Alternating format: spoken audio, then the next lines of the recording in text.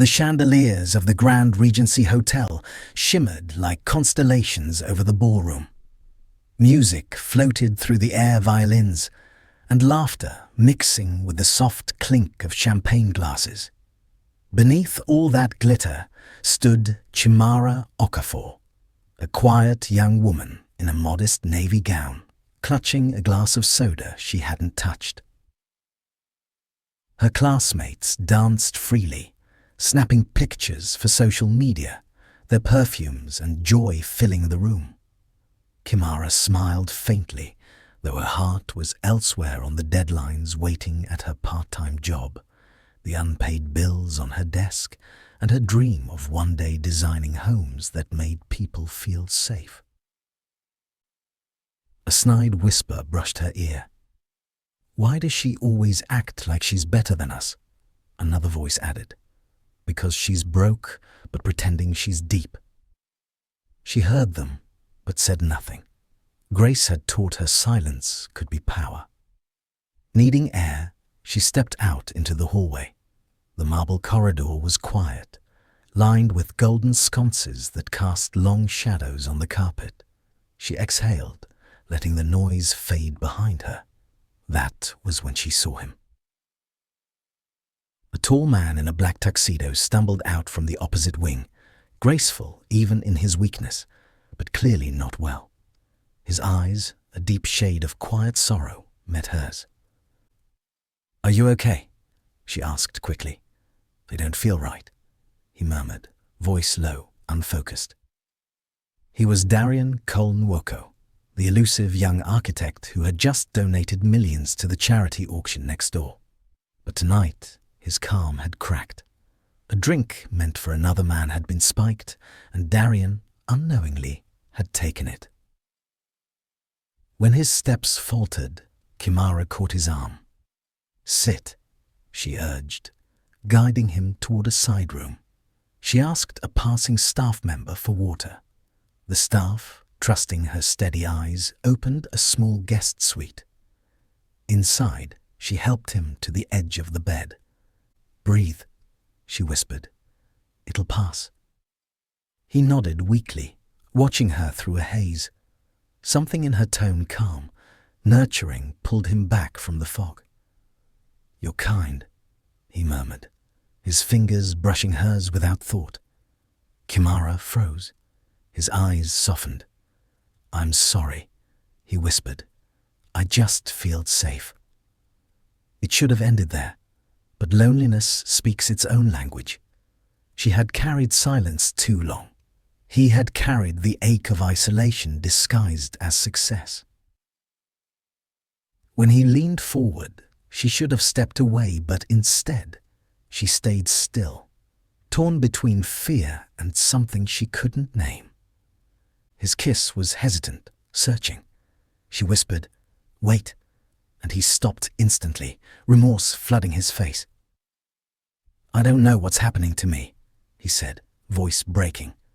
"Thank you for helping me." Her heart softened. For the first time, someone saw her, not the quiet girl, not the charity case, but her. She reached out and kissed him gently. The world fell away. Morning came softly. Golden light spilled through the curtains.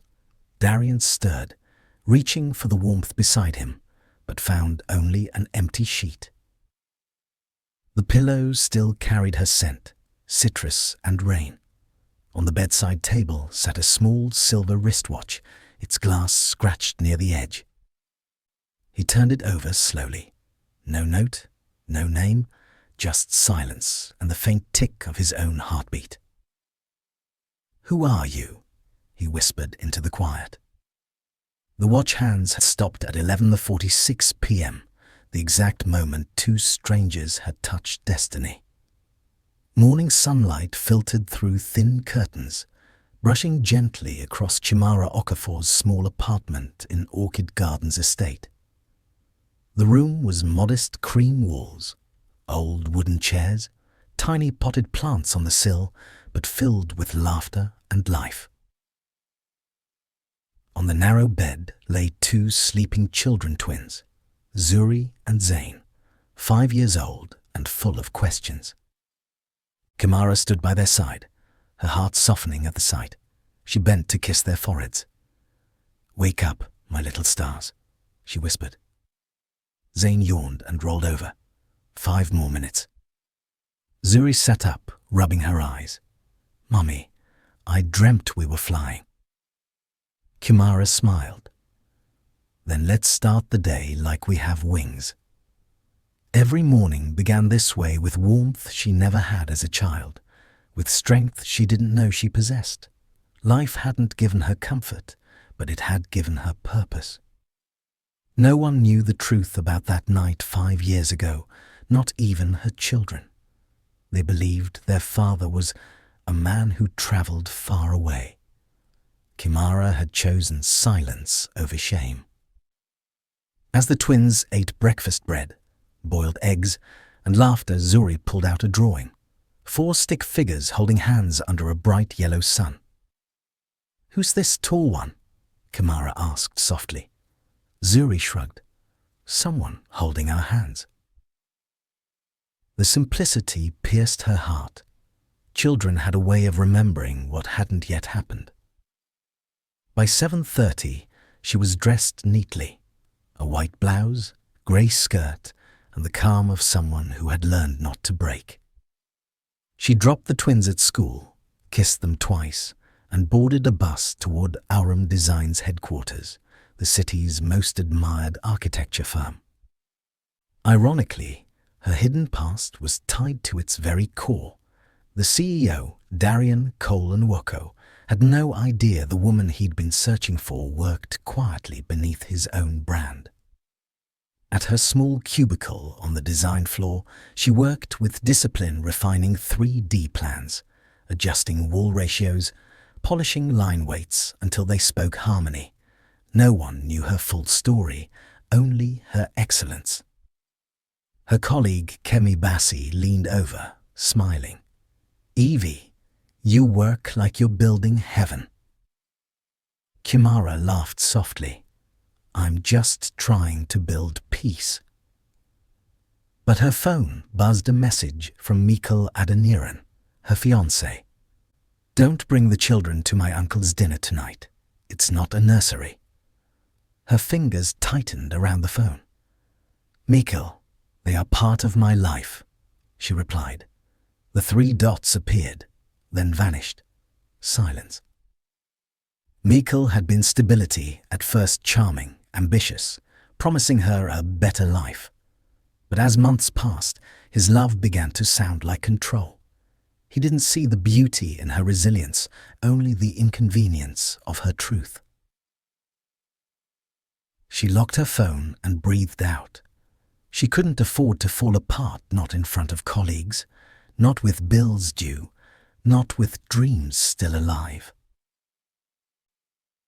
Across the city, in a penthouse office of glass and light, Darian Colenwoko stood at his window, turning a silver watch in his palm. The small scratch near the edge glimmered, like memory refusing to fade. The watch no longer ticked, stuck at 11:46 p.m., the time his world had briefly felt human. He had spent years trying to find the woman who left it, searching hotels, records, even security footage. But all he found was silence. Still, he kept the watch close, as if holding on to the one moment he had truly felt seen. "I'll find you someday," he murmured, "even if time doesn't move again until I do."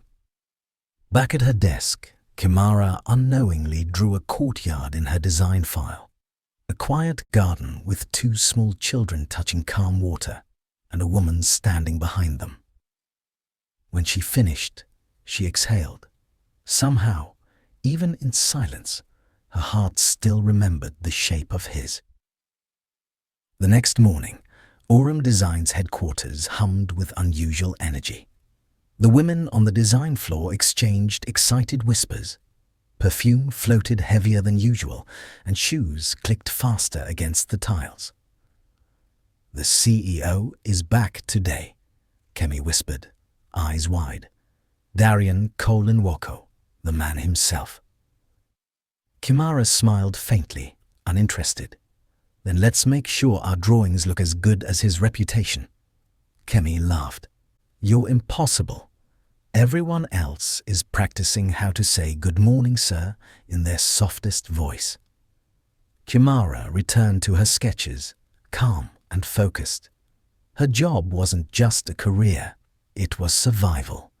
She had learned that peace wasn't found in attention, but in quiet excellence. Still, the buzz grew louder. Some of the designers fixed their hair in their reflection on glass panels. Others whispered about rumors that he was younger than expected, unmarried, distant, but brilliant. Upstairs, Darian stood by the panoramic window of his top-floor office. The skyline of Licora City stretched endlessly before him, a city he'd helped shape with steel and glass, yet one that still felt empty without her. 5 years had turned him into a man of influence, yet every success carried the echo of that night. The silver watch sat on his desk, its hands still frozen. Austin, his loyal aide, entered quietly. "Sir, your schedule is packed: interviews, project reviews, press conference." Darian lifted a hand. "Cancel the press. Keep the staff meeting. I want to walk the design floor today. I need to see new ideas, real people, not titles." Austin nodded. He had seen the shift in his boss. Darian's ambition had softened into something quieter, purpose wrapped in patience. Meanwhile, on the design floor, Kimara finished rendering a proposal for the new Riverscape Haven project, a concept built around water, balance, and rebirth. She had poured her soul into it without knowing the project's origin. By noon, word spread fast. "The CEO is touring this department next." Laughter turned to nerves. Files snapped shut. Someone muttered, "They say he hates clutter. Check your desk." Kemi touched Chimara's shoulder.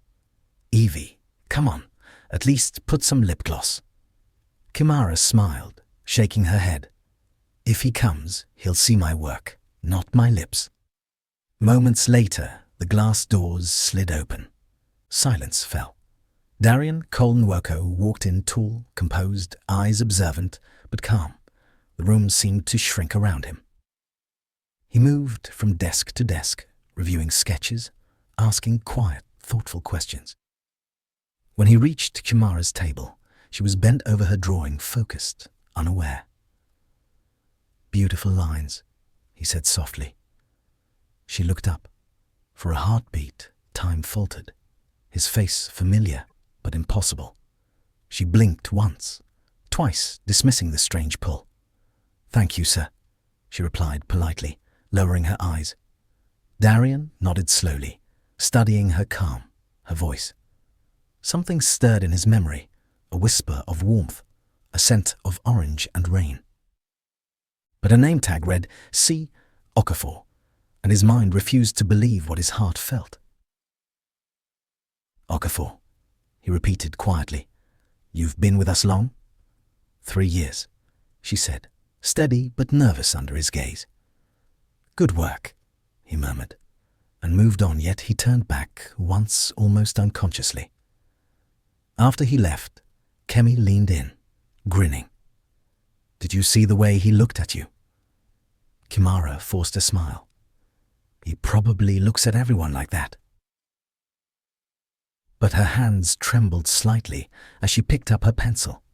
Something in her spirit had shifted. Upstairs, Darian sat behind his desk, fingers brushing the silver watch. His mind replayed the curve of her voice, the gentle poise echoes of a night he had tried to forget. Austin entered. "Everything all right, sir?" Darian exhaled. "Yes and no. I think I've just seen something I lost, but I can't tell if it's real." Below, Kimara reopened the drawing of Riverscape Haven, tracing the image of a mother and 2 children by the water, her heart quietly restless. Fate had just reopened a door they both had closed, and this time it wouldn't shut so easily. The evening lights of Licorice City glimmered across the windows of Palm Avenue Grand Hall, where a grand engagement party was underway. Music flowed, laughter rose, and somewhere behind the smiles stood Chimara Okafor, holding the hands of her twins, Zuri and Zayn. She had spent the week trying to convince herself that this evening meant stability, a future, a promise of rest.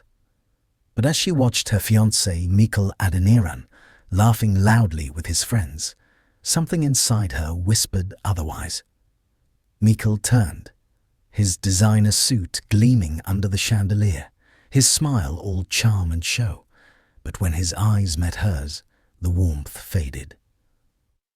"I told you not to bring them," he hissed quietly, his jaw tight. Kimara's fingers tightened around her children's hands. "They're part of me, Mikkel. You said this was our celebration." He leaned closer, voice cold. "Our celebration, not theirs. I don't need pity looks from my family. Take them outside before people notice." Zuri blinked, confused. "Mummy, are we in trouble?" Kimara knelt, forcing a smile. "No, baby, you've done nothing wrong." When she stood again, something had hardened in her chest. The air smelled of roses and hypocrisy. She had spent years fighting shame and silence. She would not hide her children to make another man comfortable. "I'm staying with them," she said quietly. Mikkel's voice rose enough for heads to turn. "You think this is love? You came here with baggage and expect me to carry it. Grow up, Kimara." The room froze. Conversations stopped mid-sentence. Even the band paused. For a moment, Kimara stood still, the humiliation cutting deep but clean. Then she took her children's hands and whispered, "Let's go." As she turned to leave, Mikkel snapped his fingers at two security men. "Stop her." Her heart jolted. Zayn clung to her leg. Zuri began to cry softly. Kimara backed away, trembling but firm. "Don't touch us." Then, like divine timing, a calm, commanding voice echoed from the lobby entrance. "Let her go." Everyone turned. Standing by the door, tall and composed in a charcoal suit, was Darian Cole Nwoko. The lights caught his face, the very man who had unknowingly held her fate in his hands once before. Security hesitated, recognizing him instantly. "Sir," I said, "let her go," he repeated, eyes cold, voice steady. The men stepped back. Mikkel's anger flickered to confusion. "Who are you?" "A man who respects mothers," Darian said evenly. "Something you might learn someday." He turned to Kimara, his tones softening. "Are you all right?" Her breath caught the voice, the presence. A strange warmth filled her, mixed with disbelief. I'm fine," she managed, though her trembling hands betrayed her. "Come," he said quietly. "I'll walk you out." The crowd parted as she passed, whispers trailing in her wake. She held Zuri and Zayn close, dignity her only armor. Outside, the city air was cool against her tears. Darian walked beside her, silent but steady, until they reached the hotel driveway. "Thank you," she said finally, her voice breaking. He nodded. "You don't owe me thanks. No one should ever make you feel smaller for loving your children." Something in his words touched a place she'd buried long ago, a memory of another night, another kindness. For a long moment, they stood under the golden streetlight, two souls unknowingly circling back to where it all began. She adjusted Zuri's coat, then whispered, "We'll be fine. Thank you again." But as she walked away, Darian's heart twisted. Her voice, her eyes, the way she said, "Thank you," It stirred the same ache he had felt 5 years ago. He turned to his aide Austin, who had been watching quietly. "Get me her name," Darian said softly. Austin nodded. "Of course, sir." As Kimara disappeared into the night with her twins, Darian looked down at the silver watch in his pocket.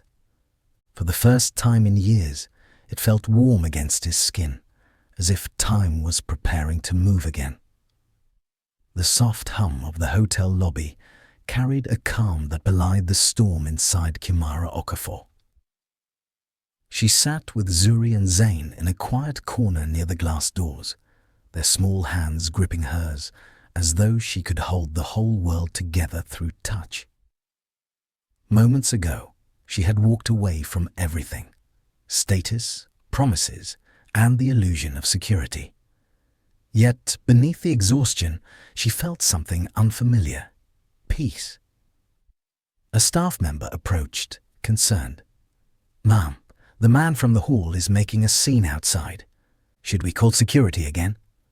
Kimara's chest tightened. "No, please, I'll handle it." But before she could move, a familiar voice spoke behind her.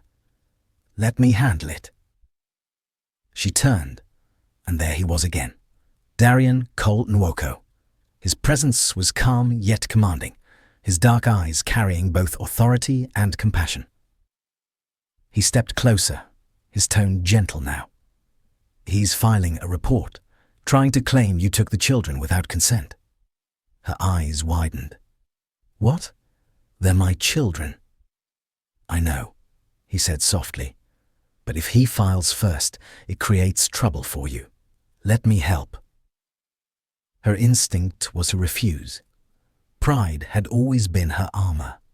But something in his gaze disarmed her, something steady and safe. "You don't even know me," she whispered. "I don't have to," he replied. "I can see enough."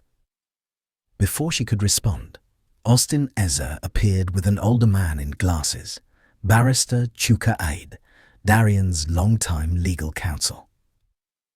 "Good evening," the lawyer greeted gently. "Mr. Cole briefed me on your situation. You may need immediate legal protection before this escalates." Kimara blinked. "Protection?" He nodded. "A temporary legal union, a civil registry marriage. It will establish family guardianship for the twins and make false claims harder to press. It's not about love, it's about safety." Kimara froze, glancing at Darian. He stood quietly, not imposing, only waiting. "You're offering marriage?" she asked, incredulous. He nodded once. "On paper, yes. No expectations, no conditions, just peace of mind for you and the children." Her breath shook. Every part of her had learned to survive alone, to never depend on anyone.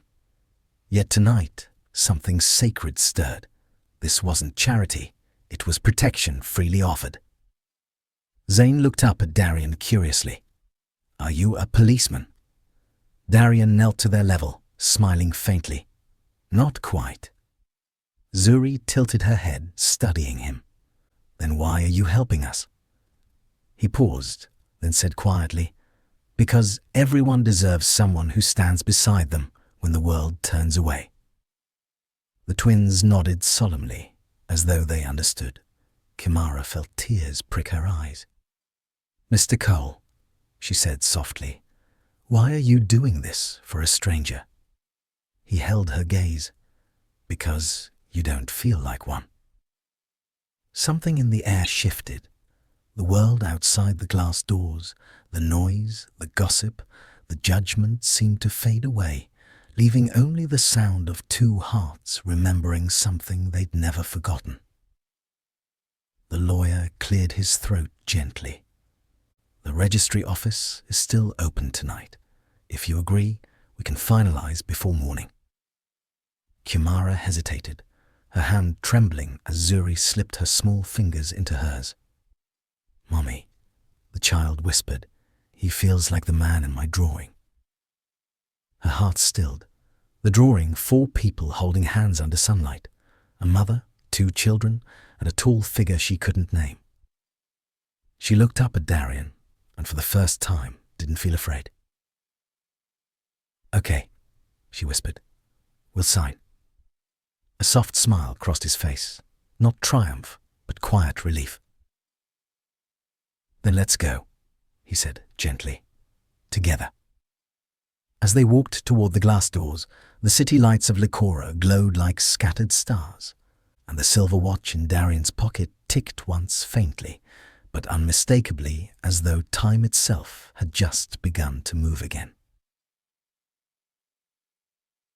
The night outside the Grand Regency Hotel was quiet, but inside the small lounge near the lobby, fate was preparing to rewrite itself.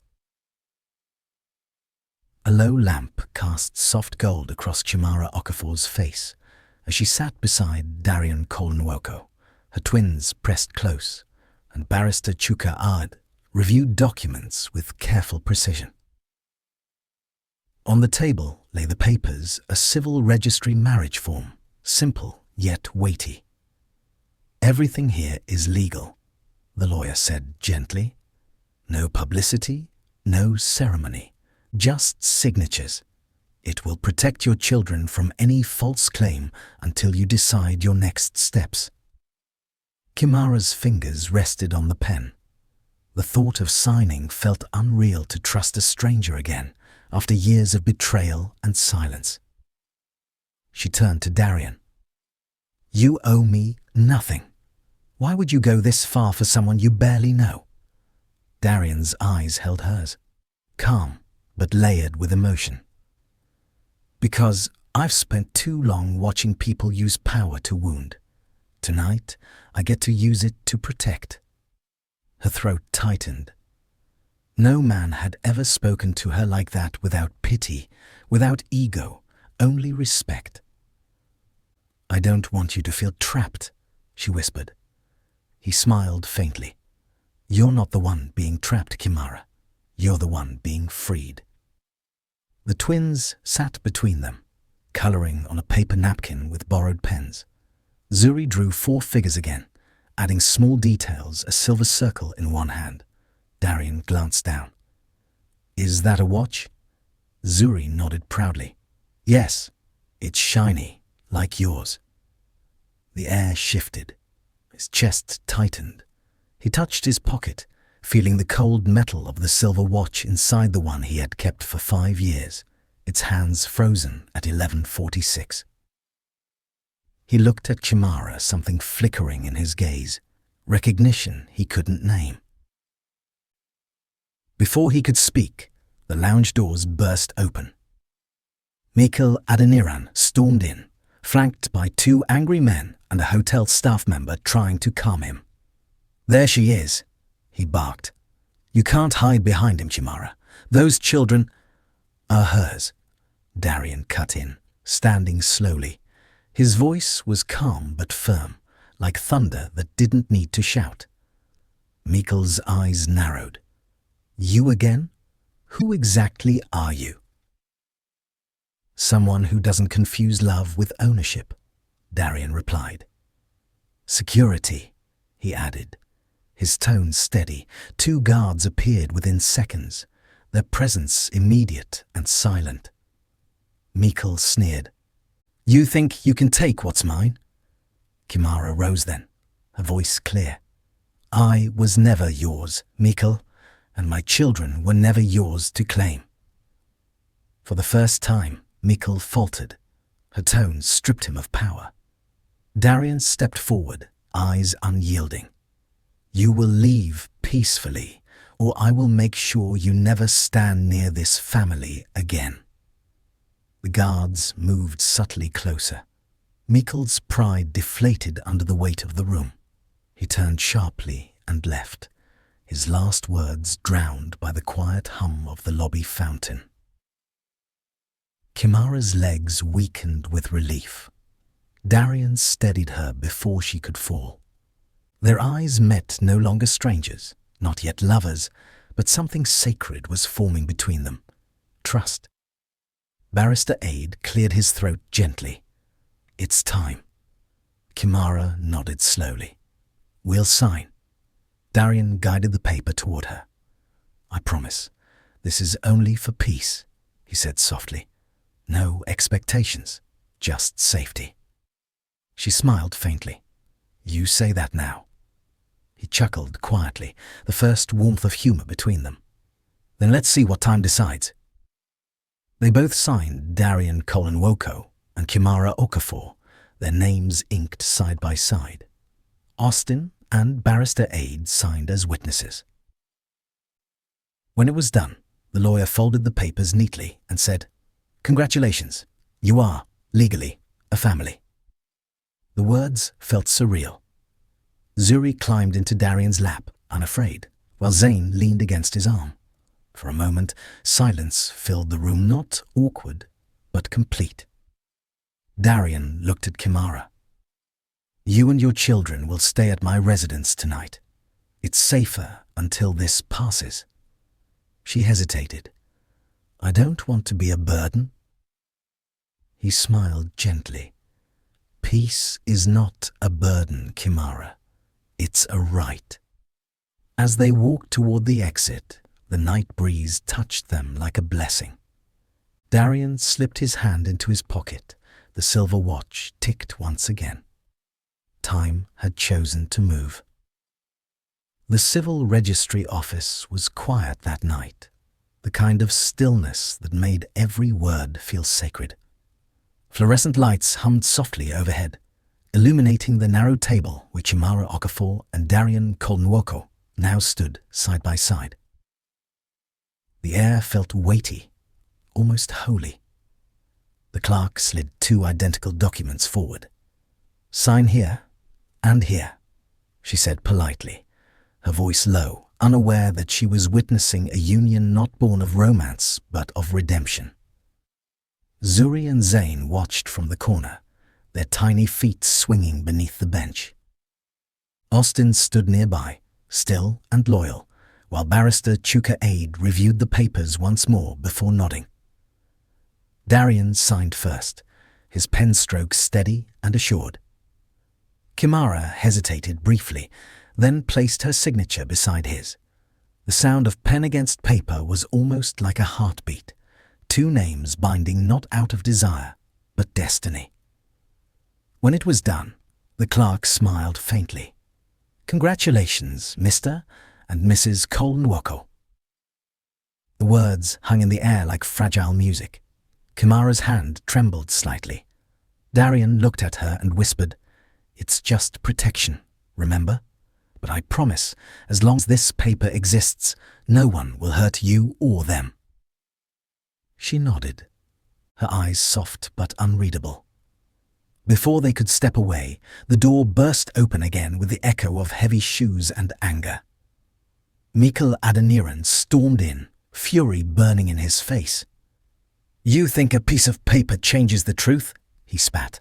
She's mine. Those children. Darian's voice sliced through the air like calm thunder. Enough. Mikhail stopped mid-step, taken aback by the quiet authority in his tone. Darian stepped forward, his gaze sharp but controlled. You will lower your voice. There are children here, and your noise solves nothing. Mikhail sneered. You don't know her like I do. She's a woman who survived, Darian interrupted softly, his jaw tightening. She carried what life threw at her and made peace out of pieces. That's the only thing I need to know. Silence. Even the clerk paused her movement. Kimara exhaled shakily. Years of humiliation seemed to rise and dissolve in that moment. Mikhail, she said calmly, you had the chance to love me and my children. You chose shame instead of grace. Now let this be your lesson. Love built on pride always collapses. Mikhail's voice faltered, and for the first time, his arrogance broke. Security arrived quietly behind him, waiting for Darian's nod. Darian's words were low, final. Leave, Mr. Adeniran. Tonight, this woman and her children belong to no one's judgment. Not yours, not mine, only God's. Mikkel's pride cracked. His shoulders sagged. Without another word, he turned and left, his footsteps echoing like defeat fading into the night. Kimara stood in silence, tears glimmering in her eyes, not of sorrow, but release. Zane tugged at Darian's sleeve. "Are you our daddy now?" he asked innocently. Darian knelt, meeting his gaze with tenderness. "Not yet," he said softly, "but I will protect you like one." Zuri climbed onto Kimara's lap, whispering, "Mummy, he feels like the man in my dream." Kimara stroked her daughter's hair, heart trembling. "Maybe that's because he was meant to find us." Darian rose and turned to Barrister Aide. "Please make sure the registry seals this tonight." The lawyer nodded and quietly stepped out. As the last pen stroke was notarized, Darian reached into his pocket and withdrew the silver watch. It gleamed faintly under the pale lights. "It's strange," he murmured. "This watch stopped ticking 5 years ago, but tonight it moved again." Kimara's eyes widened as she recognized it, the same watch she had left behind that morning after the night that changed her life. For a long, trembling moment, they just stared at each other, realization dawning like dawn itself. Neither spoke. The truth didn't need words.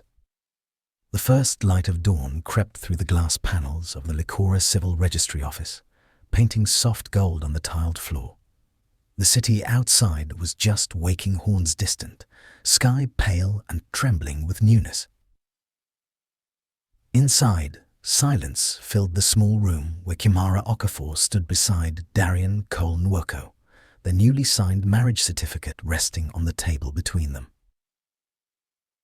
For a long moment, neither spoke. The world felt suspended, like time itself was holding its breath, waiting for their hearts to catch up to what destiny had already done. The twins, Zuri and Zane, sat curled on a nearby chair, asleep against each other. Even in rest, their hands were interlocked, as though they knew their lives had just changed. Darian looked at Kimara, the quiet strength in her posture, the soft exhaustion beneath her eyes, the grace that came not from wealth, but from survival. "You can rest now," he said gently. "No one will touch your peace again." She met his gaze, her voice barely above a whisper.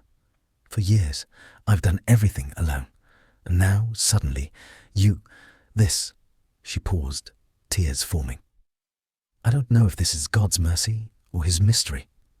Darian smiled softly. "Maybe both." A clock somewhere in the office ticked, its rhythm steady and calm, a contrast to the storm that had brought them here. Austin returned with warm cups of tea. "Everything's processed, sir. You're legally registered, and Mr. Adoniran has officially withdrawn his report." "Good," Darian said quietly. "Let this end in peace, not pride." When Austin and the lawyer stepped out to give them space, Kimara walked slowly toward the window. The rising sun poured light across her face, gold and forgiving. Darian stood beside her, holding out the silver watch. Its face gleamed faintly. The hands, once frozen, now moved gently, ticking in rhythm with their breathing. "I thought it was just a watch," he said softly, "but it's a story, one that never really ended." Her breath caught as she recognized it, the same piece she had left behind 5 years ago. "You kept it?" "Every day," he replied. "It reminded me of a night that didn't make sense, until now." Their eyes met, not with the shock of strangers, but the recognition of souls who had already met once in the language of grace. Tears slipped down her cheeks. "I left it, because I couldn't face the weight of what happened. I thought it was a mistake. Darian shook his head gently. No, it was a beginning, disguised as one. The twins stirred, rubbing their eyes. Zane looked up, blinking. Mummy, are we going home? Kimara smiled softly. Yes, my love, we are. Darian looked at her for a long, quiet moment. Then, as if guided by something greater than courage, he reached for her hand. She didn't pull away. Outside, the early rain began to fall gentle, cleansing, washing the city in silver light. The drops against the glass shimmered like tears that had finally learned to heal. They stepped out together into the cool morning. Zuri and Zane held their hands, their laughter rising softly above the sound of the rain.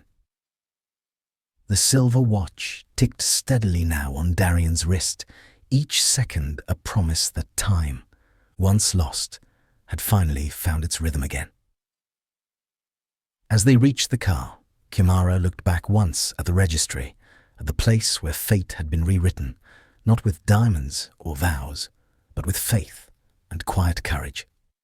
Darian opened the door for her and smiled, his voice low. No ceremony, no applause, just peace. She smiled back. Peace is all I ever prayed for. They drove off as the city awakened, not lovers yet, but something deeper. Two souls bound by mercy, two hearts learning to believe again. And somewhere behind them, in the small registry office, the clock kept ticking. 11:46, no more. Time had begun again.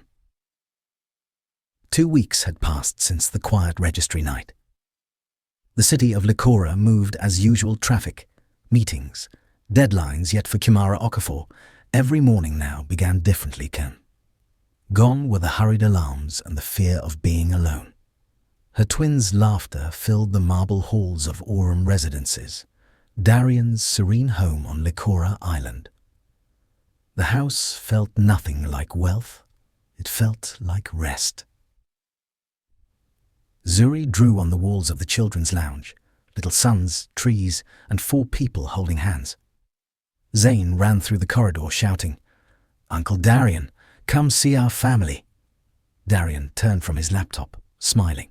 "Uncle?" Zuri grinned. "You're not daddy yet. You have to earn it." Kimara laughed softly from the kitchen doorway. It had been a long time since her laughter sounded so free. She cooked with Kemi's help on weekends, kept working remotely on design projects, and in the evenings, Darian often joined her on the balcony, where city lights flickered like tiny prayers. One night, as they watched the lagoon shimmer, she said quietly, "You changed everything, not with promises, but with peace." He looked at her for a long moment. "You gave me something I didn't know I'd lost home." The words hung between them like a confession wrapped in gratitude.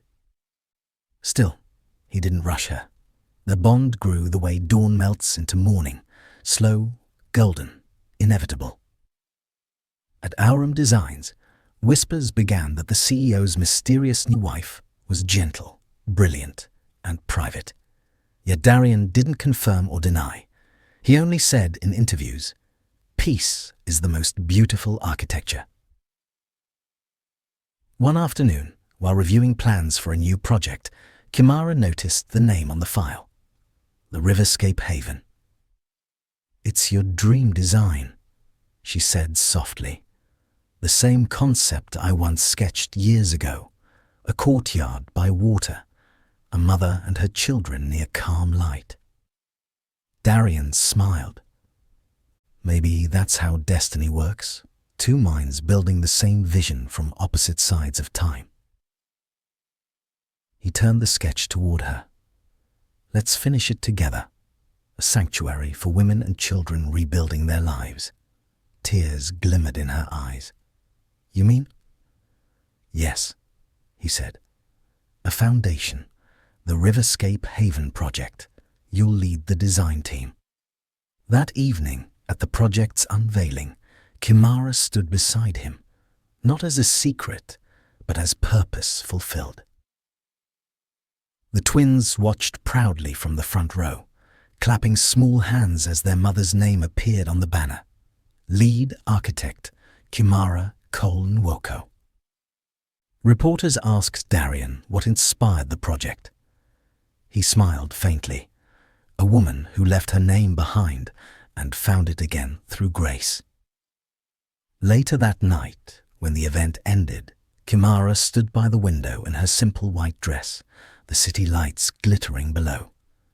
Darian walked up behind her, placing the silver watch in her palm. "It started ticking again the night we signed," he whispered. "But tonight, it's keeping perfect time." She looked up, tears soft and full. "So this is what peace feels like." He brushed a stray lock of hair from her face. "No, Kimara. This is what destiny sounds like, 1 second at a time." Outside, the rain began again, gentle, cleansing, eternal. Inside, 2 souls stood wrapped in quiet understanding, not love rushed by need, but love refined by time, patience, and divine mercy. The woman who once vanished in silence now stood in the light of her own becoming. She had left her name behind, only for grace to return it, written in gold. 5 years passed. The dawn over Likora Island painted the sky with soft pinks and golds, the lagoon glistening like glass beneath the rising sun. From her balcony at Aurum residence, Kimara Nwoko watched the world wake, her heart full, her life unrecognizable from the girl who once stood alone with a cracked silver watch and a broken dream. Downstairs, the laughter of children echoed through the courtyard. Zuri and Zain, now 10, raced around the fountain, their matching curls bouncing in the light. They had grown into bright, compassionate souls, confident, curious, and kind, their mother's strength running quietly in their veins. Kimara adjusted the delicate silver chain around her wrist, the same watch, still ticking faithfully. It had survived everything, just like her.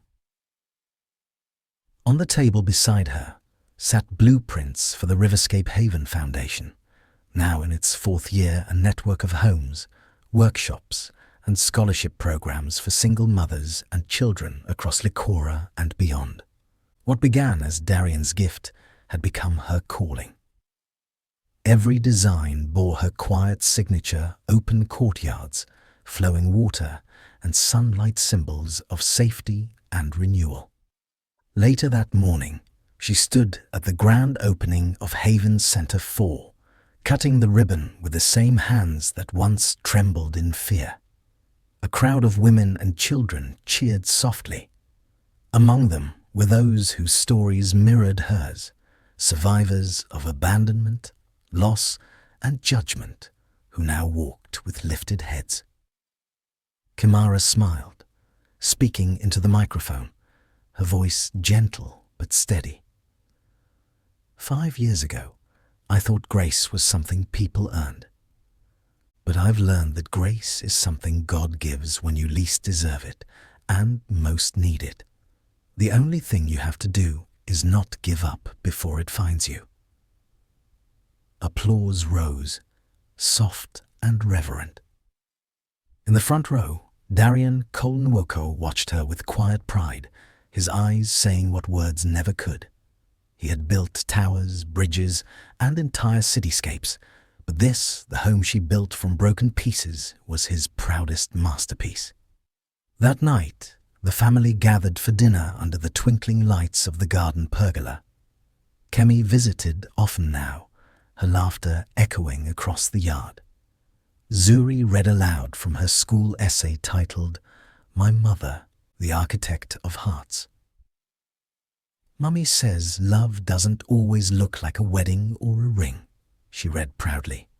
"Sometimes it looks like protection, like peace, like someone who stands beside you when the world looks away. Tears filled Kimara's eyes as she reached for Darian's hand across the table.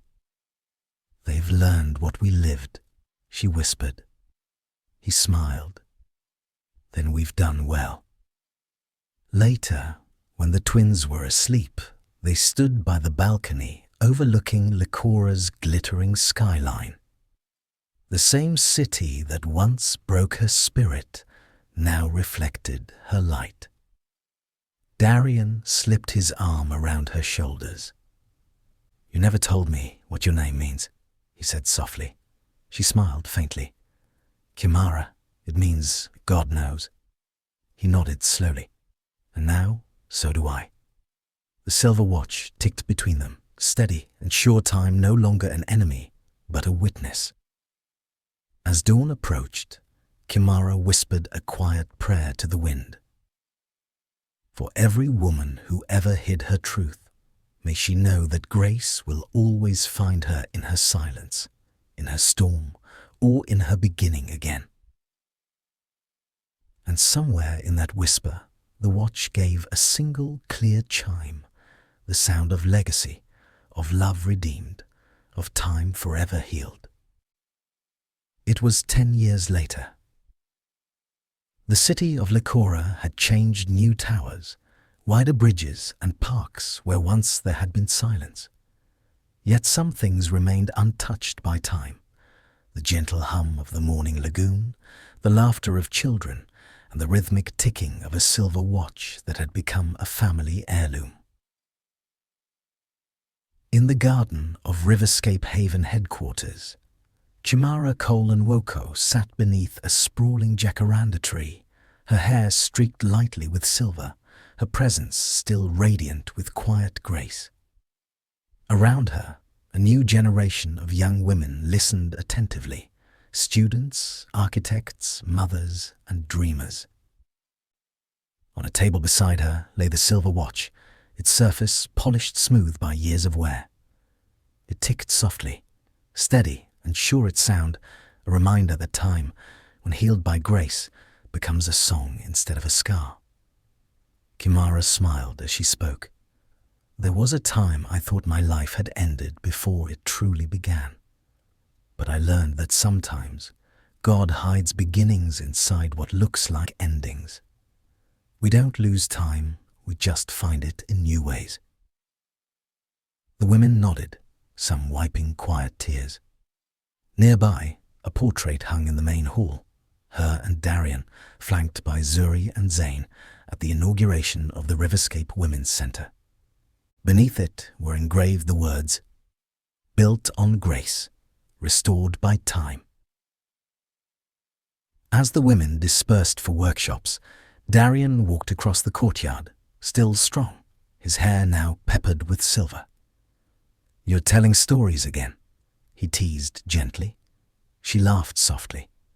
"You build structures that touch the sky, Darian. I just build hearts that can live inside them."